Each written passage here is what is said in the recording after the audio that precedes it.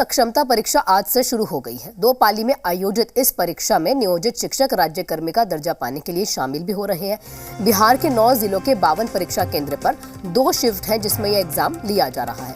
बता दें आपको कि पहले दिन पहली पाली की परीक्षा में शामिल हुए शिक्षकों ने इस पर मिली हुई जो प्रतिक्रियाएं है, मिली जुली से आप कह सकते हैं, ऐसी प्रतिक्रियाएं यहाँ पे मिली है ज्यादातर। लेकिन शिक्षकों का कहना है कि परीक्षा में काफी कठिन सवाल पूछे गए थे। परीक्षा को देकर शिक्षिका बाहर निकली है, कैसा हुआ एग्जाम अपना सब्जेक्ट को तो ठीक था, लेकिन ना तो हिंदी में कोई ढंग का था, ना सोशल साइंस में कुछ भी नहीं था। जीके भी बहुत टफ था और हिंदी भी तो बहुत टफ था। जो सरकार ने जो बोल रही थी कि मामूली सा एग्जाम लेंगे, बिल्कुल भी मामूली नहीं था, बहुत टफ था एग्जाम। 150 सवाल था, 150 में 70 मान लीजिए बहुत गलत सवाल था। एग्जाम कैसा हुआ?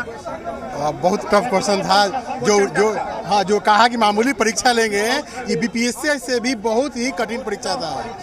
यानी सरकार एक साजिश चाहती है कि शिक्षकों को फेल करना है, इससे तो आसान है बीपीएससी का क्वेश्चन। सवाल रिलेवेंट है, क्वेश्चन ठीक ठाक था। अच्छा सवाल था, जैसा लेवल होना चाहिए वैसा था। टीचर के लेवल का था सर, टीचर के लेवल का था क्वेश्चन। अच्छा, क्वेश्चन टीचर के लेवल। हाँ। कुछ लोग कह रहे बहुत टफ सवाल था। नहीं, ज्यादा टफ नहीं था सर।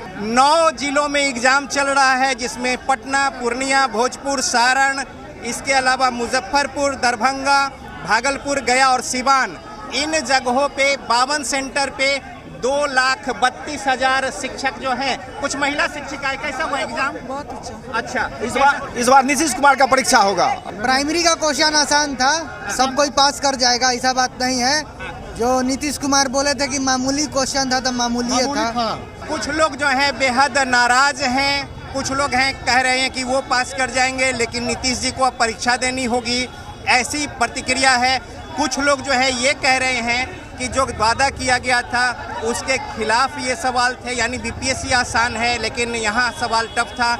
कुछ लोग ये कह रहे हैं कि सवाल जो है वो मध्यम दर्जे का था, सामान्य था, कहीं ऐसी बात नहीं थी। तो और ये एग्ज़ाम जो है वो प्रथम अटेम्प्ट के हैं और उसके बाद भी अतिरिक्त अटेम्प्ट जो है वो दिए जाने हैं। उनका जो कहना था कि अच्छा नंबर जो लाएंगे वो अपने ज़िले में रहेंगे, तो वो अपने वादे पे कायम रहेंगे ना। ये अपने वादे पे ये शिक्षा सचिव, हाँ जी। तो अब देखिए सवाल ये भी कर रहे हैं परीक्षा देने के बाद सक्षमता परीक्षा में शामिल शिक्षक कि अपने वादे पर वो कायम रहेंगे या नहीं, चूँकि कहा गया था कि जो अच्छे नंबर से पास करेंगे उन्हें शहरी क्षेत्र में मनमाफिक उनकी प्रतिनियुक्ति होगी। तो ये सवाल भी जो है वो उठ रहे हैं। कैमरामैन विजय के साथ रजनीश, जी मीडिया, पटना। आरा के कई सेंटर्स पर नियोजित शिक्षक के लिए दक्षता जो परीक्षा है वो आयोजित की गई है। इसी दौरान परीक्षा केंद्रों पर काफी भीड़ देखने को मिली। परीक्षा देकर लौटे हुए जो शिक्षक हैं उन्होंने बिहार सरकार के प्रति अपना विरोध भी प्रकट किया और उन्होंने यहाँ पर कहा कि सरकार ने कहा था कि मामूली परीक्षा ली जाएगी, लेकिन उनके सामने भारी भरकम प्रश्नों का जो प्रश्न पत्र है देकर उनके होश उड़ा दिए गए हैं।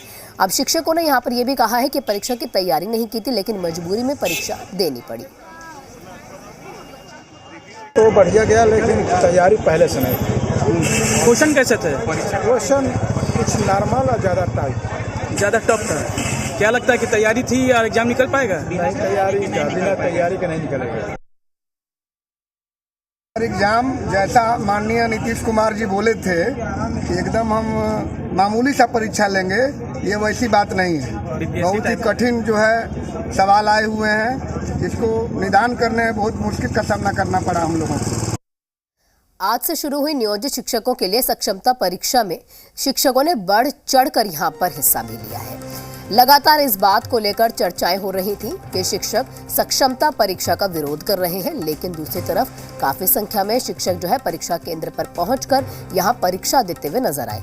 इसे लेकर शिक्षक नेता अमित विक्रम ने कहा कि हम लोगों ने सरकार की हर शर्त को माना है और सरकार ने परीक्षा लेने की जो बात कही, बीपीएससी का सिलेबस दिया, ऑनलाइन परीक्षा का मोड रहा, सभी शर्तों का यहाँ पर हमने पालन किया, हमने उनकी सारी शर्तें मानी हैं, लेकिन अब सरकार को हमारी शर्त भी माननी होगी। सरकार को ऐच्छिक स्थानांतरण जो है और जो प्रमोशन है, सेवा निरंतर जैसी तमाम जो हमारी मांगे हैं उनको सुनना होगा और जल्द से जल्द उस पर फैसला लेना होगा।